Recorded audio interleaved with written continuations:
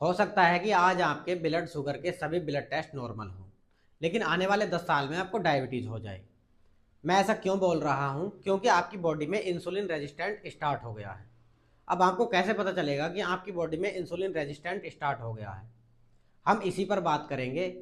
तो आज के इस वीडियो में हम जानेंगे इंसुलिन क्या है, इंसुलिन के क्या काम होते हैं, इंसुलिन रेजिस्टेंट कैसे होता है और हमें कैसे पता चलेगा इसके क्या क्या सिम्टम्स होते हैं, जिन्हें देख करके हमें ये पता चल जाए कि हमारी बॉडी में इंसुलिन रेजिस्टेंट स्टार्ट हो गया है।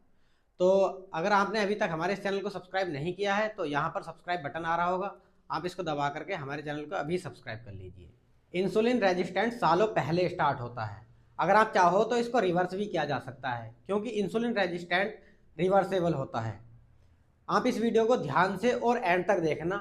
सबसे पहले हम बात करते हैं इंसुलिन क्या होता है और इसका क्या काम होता है। इंसुलिन एक हार्मोन है जो पैनक्रियाज नाम की ग्लैंड से रिलीज होता है। यह ग्लैंड हमारे स्टमक में होती है। अब इंसुलिन रिलीज क्यों होता है? जब भी आप खाना खाते हो, खाना डाइजेस्ट होता है। डाइजेस्ट होने के बाद उसमें से ग्लूकोज निकलती है जो सीधा आपके ब्लड में पहुंचती है, और यही ग्लूकोज इंसुलिन को रिलीज कराने का रीजन होती है। अब काम क्या होता है इंसुलिन का?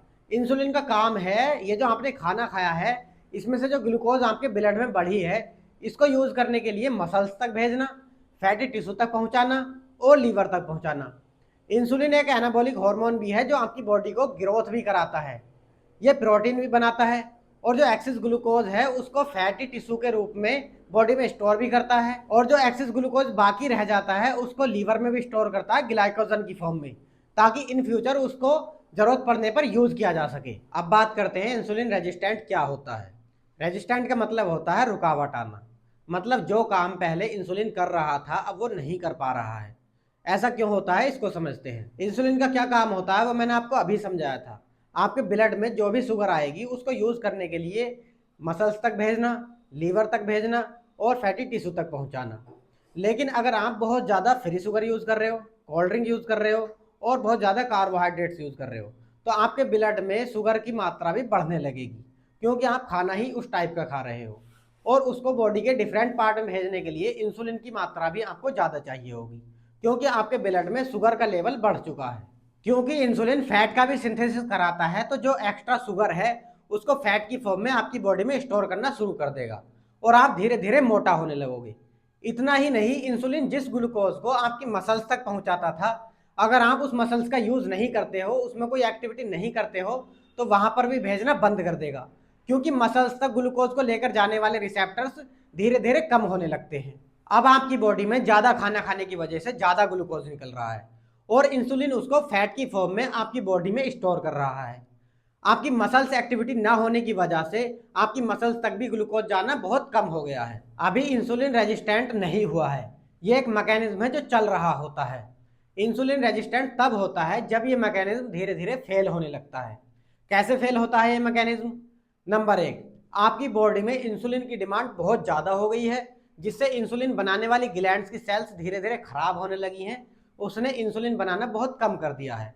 दूसरा, जो इंसुलिन आपकी मसल्स तक ग्लूकोज को भेज रहा था उसने वहां भी ग्लूकोज भेजना बहुत कम कर दिया है, क्योंकि आप अपनी मसल्स को यूज नहीं कर रहे हैं, जिससे मसल्स तक ग्लूकोज ले जाने वाली सेल्स भी धीरे धीरे खत्म हो गई हैं। नंबर थर्ड, इतने दिन से जो शुगर बॉडी में फैट की फॉर्म में स्टोर हो रहा था, अब वो फैट ऐसे सूजन या इन्फ्लामेशन बनाने वाले केमिकल्स रिलीज कर रहा है, जिनकी वजह से इंसुलिन ने वहां भी काम करना बंद कर दिया है। और कैसे फेल हुआ ये मैकेनिज्म? जो इंसुलिन लीवर में ग्लूकोज को ग्लाइकोजन की फॉर्म में स्टोर करता था, उसने वहां भी काम करना बंद कर दिया है।